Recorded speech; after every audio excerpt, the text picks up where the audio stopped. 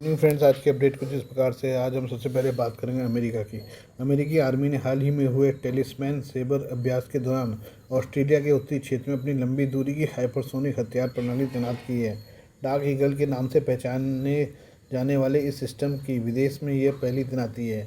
America की ओर से यह तैनाती हिंद प्रशांत क्षेत्र में चीन के बढ़ते सैन्य प्रभाव का मुकाबला करने के लिए मजबूत संदेश देने की कोशिश है।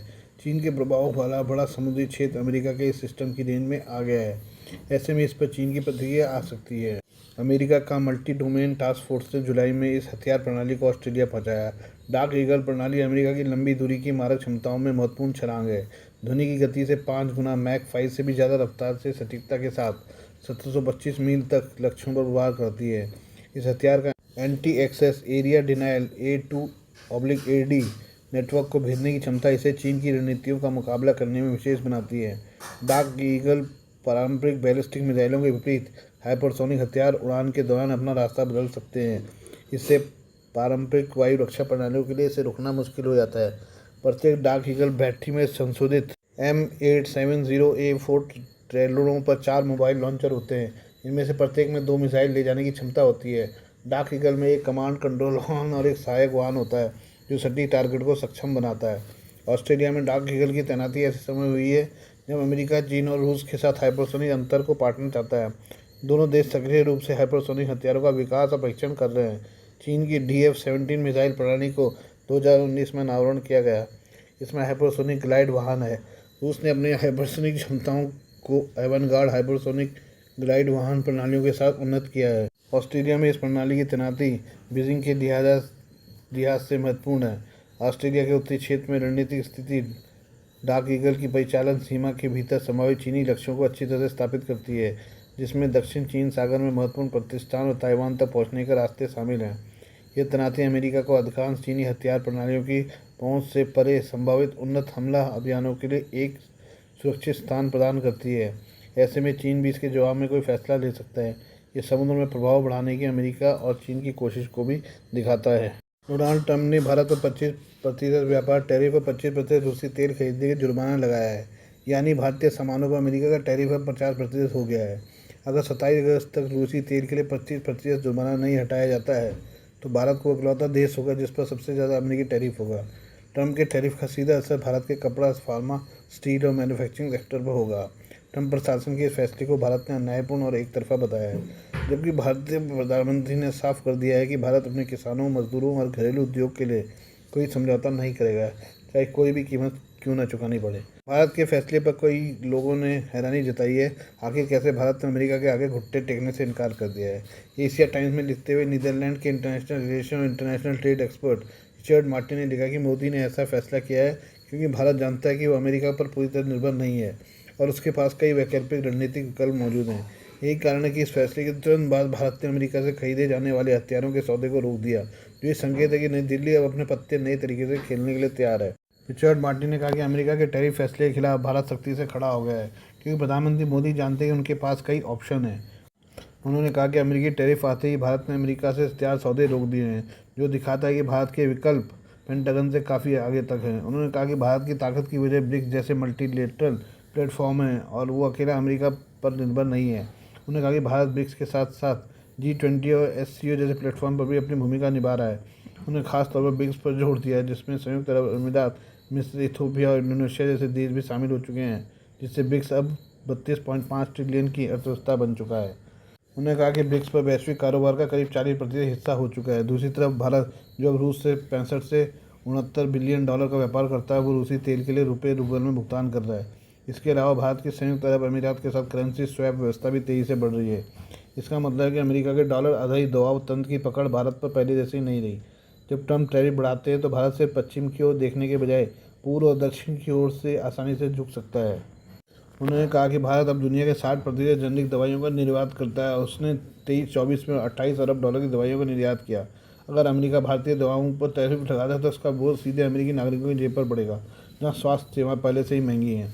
इसके अलावा भारत की IT और ICT सर्विस सेक्टर, जिनका मूल्य करीब 150 बिलियन डॉलर सालाना है, वो अभी भी अमेरिका की कॉर्पोरेट अर्थव्यवस्था की रीढ़ है। तो फिर डोनाल्ड ट्रंप कैसे भारत पर टैरिफ लगातार फ़ायदे में रह सकते हैं। भारतीय इंजीनियर और टेक्नोलॉजी समाधान हर जगह मौजूद है। इस लिहाज से डोनाल्ड ट्रंप का टैरिफ वॉर उल्टा असर डाल सकता है और अमेरिकी कंपनियों की लागत बढ़ेगी और भारत के आईटी टैलेंट को लेकर अनिश्चितता पैदा होगी। रिचर्ड मार्टिन ने मोदी सरकार की डिप्लोमेसी के बारे में बात करते हुए एशिया टाइम्स में लिखा है कि भारत की रणनीति पूरी तरह से साफ है। आज जितना पैसा बनाएंगे भारत वैकल्पिक ध्रुव की ओर गहराई से बढ़ेगा।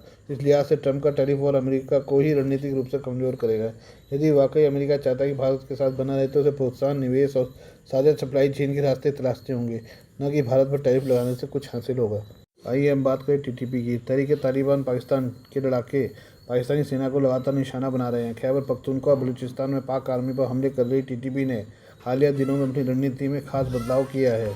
टीटीपी ने अपने हमलों का केंद्र चीन पाकिस्तान आर्थिक गलियारे को बना लिया है। चीनी निवेश वाले क्षेत्र में टीटीपी के बढ़ते हमले पाकिस्तान की सरकार और सेना के सामने दोहरी मुश्किलें खड़े कर रहे हैं।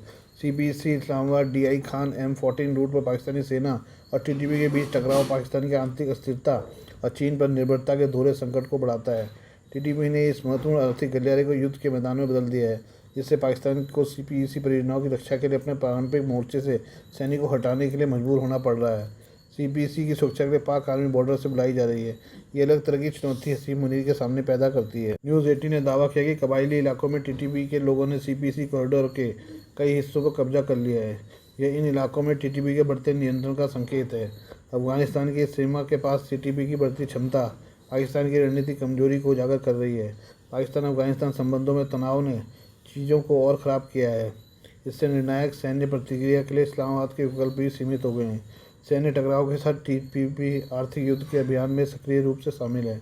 ये समूह चीन पाकिस्तान आर्थिक गलियारे CPEC के ठेकेदारों से वसूली कर रहा है। पैसा न देने पर यह मजदूरों और निर्माण स्थलों पर काम कर रहे इंजीनियरों को धमका रहा है, जिससे इन जटिल परियोजनाओं पर वित्तीय दबाव और सुरक्षा जोखिम बढ़ गया है। चीन के लिए भी खैबर पख्तूनख्वा बलूचिस्तान में CPEC परियोजनाओं चिंता का सबब बन रही है। इस परियोजना में चीन की सुरक्षा हिस्सेदारी बढ़ रही है, लेकिन सुरक्षा के मामले में वो पाकिस्तान से खुश नहीं है। इसके चलते वो निजी सुरक्षा कर्मियों को तैनात करने पर काम कर रहा है। चीन को सुरक्षा के लिए पाकिस्तानी सेना पर निर्भर रहना जोखिम भरा लग रहा है।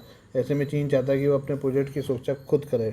ये बात करें इसराइल की। इसराइल का ईरान से इस साल जून में भीषण युद्ध देखने को मिला था। इस दौरान ईरान ने मिसाइलों को अपने हथियार बनाया था और इसराइल के कई शहरों में भारी तबाही मची थी। वहीं यमन के हूती विद्रोहियों ने भी इसराइल पर कई मौक़ों पर मिसाइल दागी है। इसराइल को एक बार फिर ईरान और यमन के हमलों का डर सता रहा है।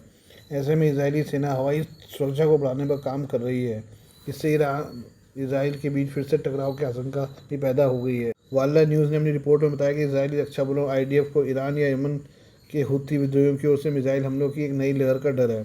इस आशंका के मद्देनजर IDF देश की उन्नत रक्षा क्षमताओं को मजबूत करने की योजनाओं में तेजी ला रहा है।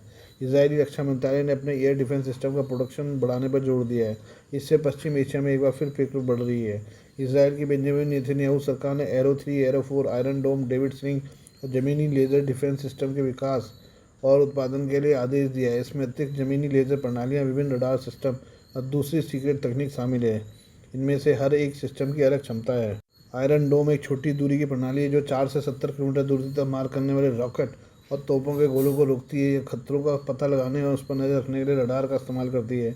आयरन डोम के इंटरसेप्टर दुश्मन की ओर से आने वाले खतरे को हवा में नष्ट करता है। एरो 3 और एरो 4 लंबी दूरी की बैलिस्टिक मिसाइल रक्षा प्रणालियाँ हैं।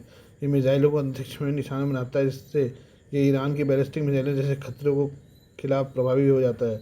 वहीं डेविड स्लिंग मध्यम दूरी की प्रणाली है। यह सिस्टम सामरिक बैलिस्टिक मिसाइलों, क्रूज मिसाइलों और कई तरह के ड्रोन को रोकती है। इजरायली रक्षा मंत्रालय का एयर डिफेंस सिस्टम बढ़ाने का आदेश यमन से हूतियों के मिसाइल हमलों और ईरान के साथ फिर से शुरू होने की अटकलों के बाद आया है। इसराइल ने जून में ईरानी मिसाइल हमलों के खिलाफ अपने एयर डिफेंस की क्षमता का आकलन किया है। इसके बाद उसने हवाई रक्षा क्षमता को बेहतर करने के लिए कई कदम उठाए हैं। Please do like, share and subscribe this channel of my news, views and analysis by Prakash.